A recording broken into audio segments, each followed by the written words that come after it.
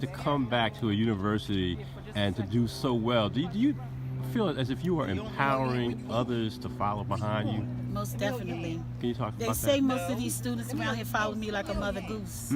So maybe we need a lot more of us that haven't done this to pick it up and come on up to Cheyney and get yours so the rest of these young students can follow you also.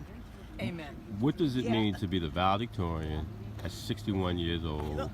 And what does that say about the grace of God and the power of God and self-confidence and self-assurance? Because you spoke about change.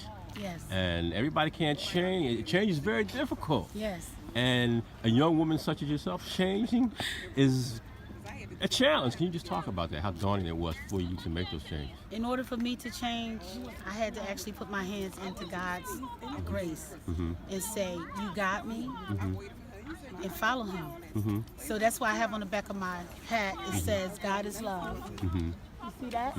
I do. Okay. So each day, I would get up, dust it all off, clean it all up, and leave with a smile. Because see, he's the God of joy. So in order for me to change, I had to change towards his ways instead of the old ways. Sometimes you got to take off the old man. Sure. You know, so that's what I've done.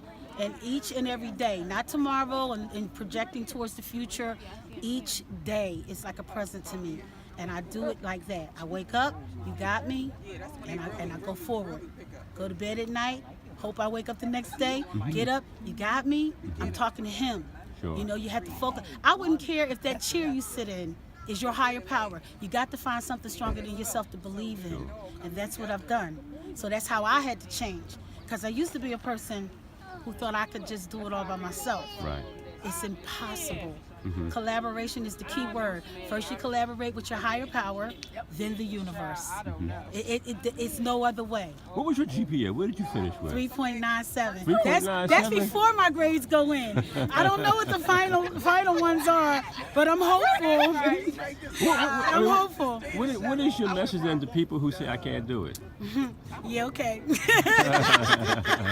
Yeah, okay. If I could do it coming from a space where I was, not just 10 years ago, you can definitely do it. It's doable, you know, but you have to have something higher than yourself, like I said before, to grasp onto. You know, you can't do it alone. Be that person that gets out that box and says, hello world, here I am. How can you help me? Change the space you're in. Change the space you're in. Because if you're surrounded by those who are not going forward, you are not going anywhere. Right. Find those who are moving forward and hold on to their coattails and say, can I go with you? I remember meeting a professor at Community College of Philadelphia. I had one class with her, and I said, can I just follow you wherever you go? Her name is Ardency Hall Karambe. I have to mention her today. Hi, Dr. Hall. Because I saw something in this black woman that I wanted to be. Not like her, but of her space.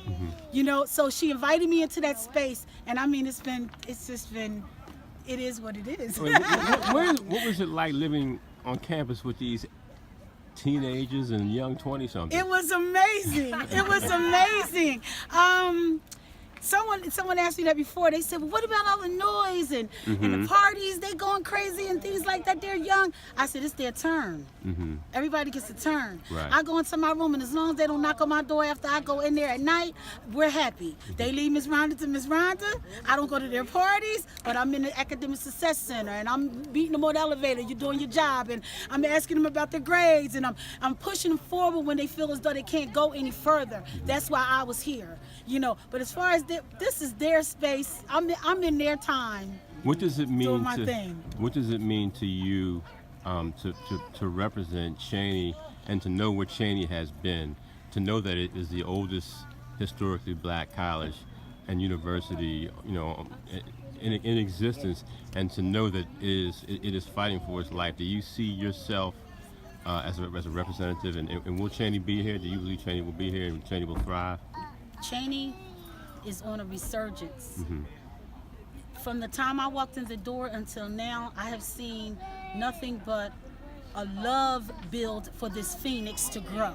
Right. I'm coming back as an alumni to help at any time I can. I learned from watching the alumni on campus and those that are heeding Cheyney's call, what they have done to continue. Dr. Walton came here a stranger. He had no idea what he was getting his hands into, but he stuck and he stayed and he came to lunch with us and he talked to us, you know. So we need those kinds of people to keep coming to Cheyney. Cheyney is a different sort. Like I said in my speech, it's a family. If I can walk anywhere on this campus and somebody don't know me, it would be, I would be like, where you been? Right, because right. we know each other. You know who's coming and going. So come back or come to. There was a time when they didn't want us, I'm not going to say it, but they didn't want us in their universities. That's why this university is here. So now that we have the money to go to those other universities, why not bring the money here to Cheyney and let it grow? You know, this is the first HBCU. The historically black, the first. Now Lincoln, they may say something different about that, but we know that Cheyney is first. But the way it's going to continue to grow is like for people like myself and those that are coming behind me, the alumni that came before me, to keep coming back and making it stronger and stronger than ever. We need the money here. We need the time here.